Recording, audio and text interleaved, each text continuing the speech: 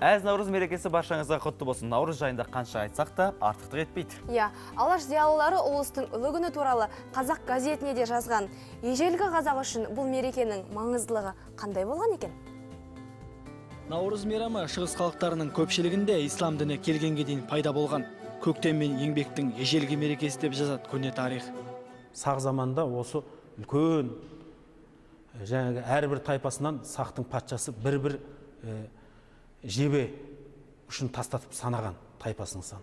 Сол жебе тау төбе үйіліп қалған, содан үлкен болат қазан, шойын қазан құйғызған. Сол әлемдегі ең үлкен қазан болған. Соған сақтар көже қайнатып, наурызда сол үлкен ырысты қазаннан несібе тартатын болған.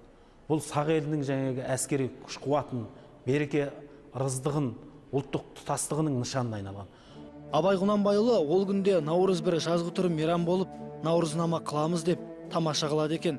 Сол күн ұлыстың ұлы күні дейді екен десе, көне мейрам турасында Ахмет Байтұрсынұлы, наурыз қазақша жыл басы, біздің жаңа жылымыз. Наурыз марттың басындағы болсын, ортасында болсын, әйтеуір мартта келетін болса, шын мағынамен жаңа жыл деп айтуға лайық дейді. Қош келдің наурызда Мыржақып Дулатұлы былай дейді. Адамзаттың мерекелері көп дейді. Оның ішінде дін мерекесі бар, мемлекет мерекесі бар, ұлт мерекесі бар дейді. Дін мерекесі ол екі айтты айтады, құрбан айт, ораза айт. Мемлекет мерекесі конституциямыздың күні, мемлекеттің отанның күні дейді. Ал ұлт мерекесі қазақта біреу-ақ, ол наурыз дейді. Бұл күнге алаш ордашылар аса мән берген, өздерде бас болып атап өткен. Міржақып Дулатұлы наурыз қазақтың шын мағынасындағы ұлт мейрамы. Наурызда қазақтан басқа күншығыс жұрттарының көбі мейрам етеді. Бірақ бұлардың бәрін салыстырғанда наурызды біздің қазақтың мейрам етуі айрықша сыйымды, артықша дәлелді.